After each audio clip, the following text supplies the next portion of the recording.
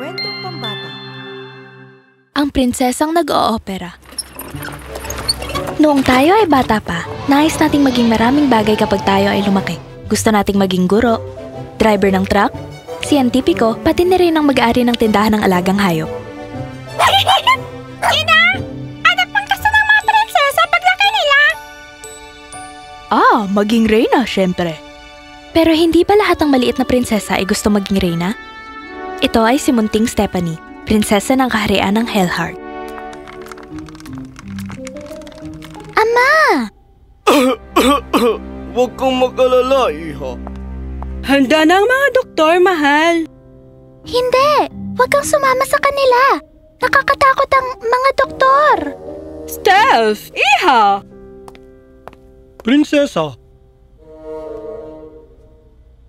ipapakita ko sa iyo ang isang masayang bagay. Dahan-dahan inalis ng doktor ang kanyang stethoscope at inilagay sa kanya. Ano yun? Parang tunog ng tambol! Iyan ang iyong puso, prinsesa. Kapag ikaw ay masaya at malusog, ito ay kumakalabog ng malakas at masigla. Wow! Naririnig mo rin ba ang puso ng iba? Siyempre, ang doktor ay dapat makinig sa puso ng lahat upang makasiguro na sila ay malusog at masaya. Ang puso ng iyong ama ay hindi masaya, pero ipinapangako ko, aayusin ko ito. Ayos ba yun? Sige. Huwag kang mag-alala, iha. Aayusin ng mga doktor si ama.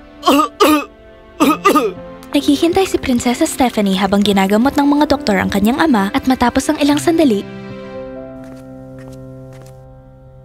Ama, ayos ka na ba? antok ng hari pero masaya pagkatapos ng kanyang operasyon. Mas maganda ang pakiramdam ko, iha. Tuwang-tuwa, nagmamadaling lumabas ng silid si Stephanie. Teka! Kumusta, prinsesa? Tinupad mo ang pangako mo. Maayos na si Ama. Maraming salamat. Takot ka pa rin ba sa mga doktor ngayon, anak? Hindi. Magiging doktor ako paglaki ko. Nahikayat siya ng alaala ng maharlikang doktor at ng kagustuhang tumulong sa iba. Kaya tinahak niya ang larangan ng medisina. Pinagbutihan ni Stephanie ang pag-aaral hanggang sa wakas, siya ay naging isang mang-oopera. Kumusta ang pakiramdam mo ngayon? Nakakamangha. Walang kahit anumang sakit. Ang operasyon ay napakadali. Mabuti naman. Sa loob ng 3 araw, makakalabas ka na. Salamat, kamahalan. Ibig kong sabihin, doktora? Si Stephanie ay nagtatrabaho sa lahat ng uri ng pasyente ngunit ang puso niya ay para lamang sa isang espesyal na uri. Kumusta ang mga bata? Doktora Stephanie! Uy, Alice, nakita ko na dinekorasyonan mo ang iyong molde. Ang ganda! Salamat, Dok!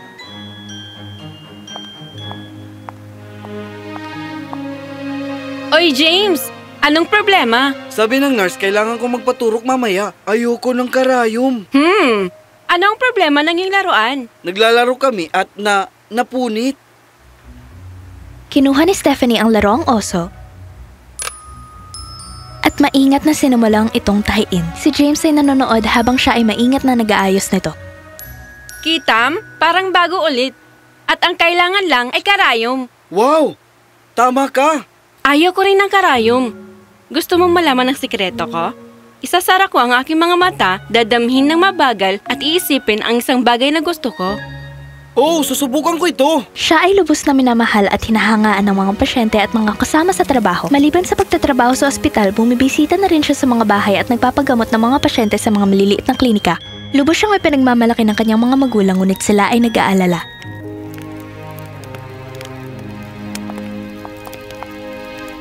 Stephanie, nakita mo ba ang listahan ng mga institusyon ng nagkawang gawa? Oo, ina. Hindi pa. Hindi na naman. Stephanie, hindi mo pwedeng baliwalayin ang iyong mga tungkulin. Ama, pagod na ako. Kakatapos ko lang ng 5 operasyon ngayon. Iha, ang galing mo talaga bilang mga opera. Pero dapat mong tandaan ang iyong mga responsibilidad bilang isang prinsesa. Si Stephanie ang tanging tagapagmana ng trono kaya ramdam niya ang bigat ng koronang dala nito sa kanya. Sa isa pang kaharian, may isa pang batang maharlika na may sariling mga problema.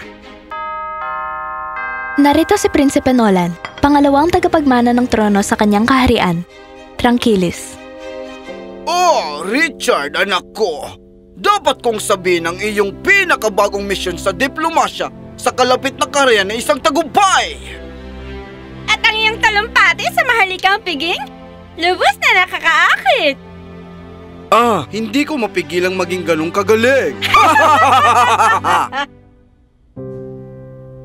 Nolan, sana kahit kalahati lang nang naabot ng iyong kuya ang maabot mo. Hindi naman ako katulad ni Richard na madaldal, pero may mga lakas din naman ako. Ano nga ba ang eksaktong lakas na sinasabi mo? Baka mayroong pwesto para sa'yo sa maharlikang departamento ng Jester. Palagi itinatakwil ng pamilya si Nolan habang pinupuri ang kanyang nakakatandang kapatid. Hay, baka dapat maglakbay ako. Duda ako na may mag-aalala sa akin dito. At nang gayon, nagpasya si Nolan na bisitahin ang kaharian ng Hillheart. Mukhang maganda ang lugar na ito. Baka manatili ako. Oh! Ah! Oh! Nang magising siya, nagulat siyang nakita niya nakapaligid siya sa mga tumutunog na makina. Ah! Anong nangyari? Nasaan ako? Ikaw ay nasa ospital at may bali ang iyong braso. Huwag kang gumalaw. Ano? Ah! Hindi ka nakikinig, no? Ah! Gaano ito kasama? Hindi naman masyadong seryoso. Pero kailangan mo ng pahinga at mag-relax ng ilang linggo. Kaya ko naman ito siguro. Hindi pa kita nakikita dito. Ano ang pangalan mo? Oh, Prinsipe Nolan? Prinsipe? Talaga? Mula sa kaharian ng Tranquilis? Tama! Ipinakita ni Nolan ang crest ng kanyang pamilya. Oh, hindi ka nagbibiro. Makakatanggap ba ako ng espesyal na pagtrato? Umasa ka. Mahal na prinsesa, kailangan namin ng bagong trolley at tagtag na kama sa ospital. Hay, kailangan ko rin tumingin ng bagong kagamitan sa panggagamot. Lahat ba ng doktor dito ay tinatawag na kamahalan? Huwag kang magyabang sa akin. Siya ang tagapagmana ng ating kaharian, Prinsesa Stephanie. Iyan ba? Ang prinsesa? Siya ang pinakamahusay na mga opera sa kaharian, kaya gusto ko ng respeto. Naintindihan mo? Oo, ginang. Ngayon nagtagal din si Nolan doon. Na nagbigay daan para makilala ang dalawang maharlika.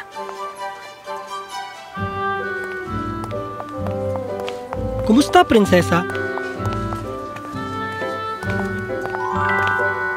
Hindi ba dapat nagpapahinga ka?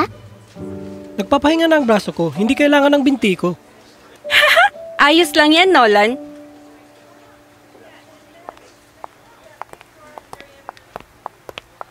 Bakit hindi bumisita ang pamilya mo sa'yo?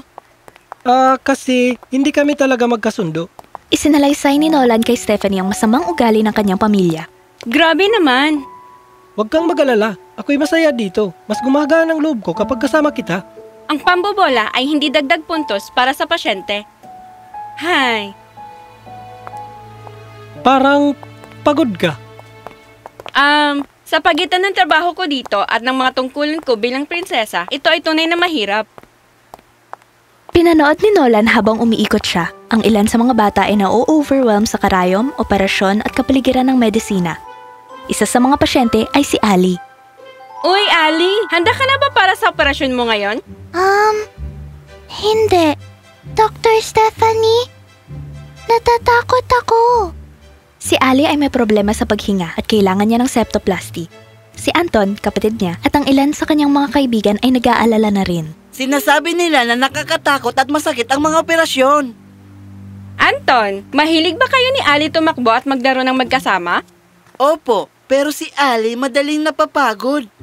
Dahil may problema siya sa paghinga, di ba?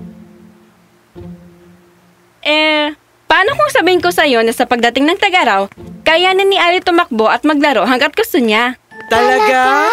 Isinalaysay ni Stephanie ng madali ang buong proseso upang maintindihan nila ito. Hindi ko mararamdaman ang sakit. Wala talaga. Ika'y makakatulog lang. Pinapangako ko. Sa araw na iyon, naoperahan si Ali. Tulog siya ng buong operasyon hanggang matapos ito. Nang bumalik sila, may sorpresa sina Ali at Stephanie. Surpresa! Gusto naming surpresahin ka dahil sa paggaling mo. Pisilin mo ang ilong ko kung masaya ka.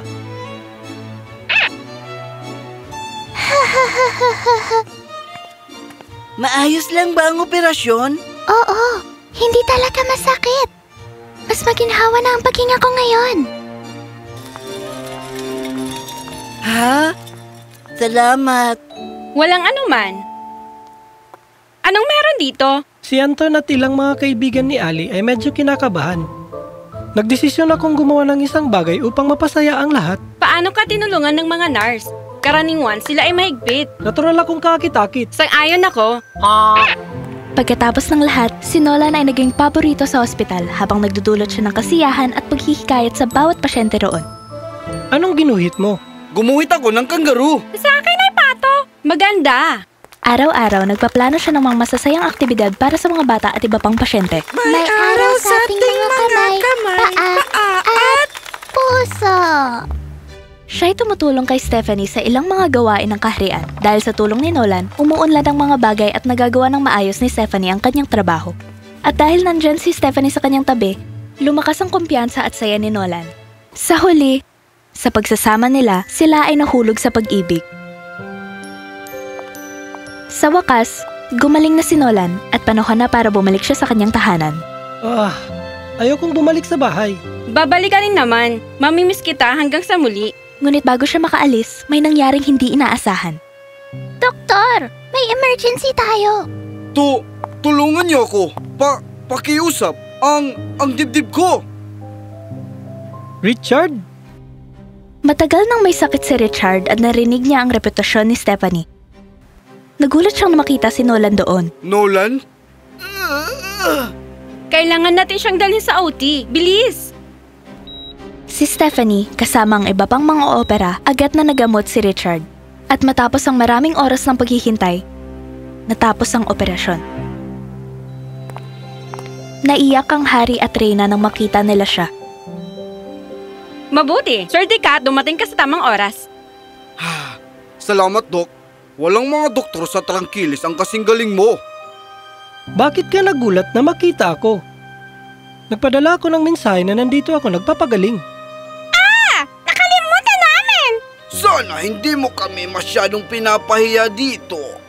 Galit na galit si Stephanie sa mga komentong ito. Ang iyong anak na si Nolan ay isang tunay na kasiyahan at lubos na nakatulong sa amin. Oh, kalimutan mo siya. Ako ay hanga sa pinakamahusay na tagapag-opera sa buong karya na isang prinsesa. Gusto mo ba akong pakasalan? Ito na ang huling kapalit ng pasensya ni Stephanie. Mahal na Prinsipeng Richard, marahil ay naayos ko ang iyong puso, ngunit hindi ko maibalik ang kabutihan nito. At para sa kaalaman mo, ikakasal ako kay Nolan. At dun sa pundong iyon, binigyan siya ng isang malamig na tingin, hinawakan si Nolan at umalis.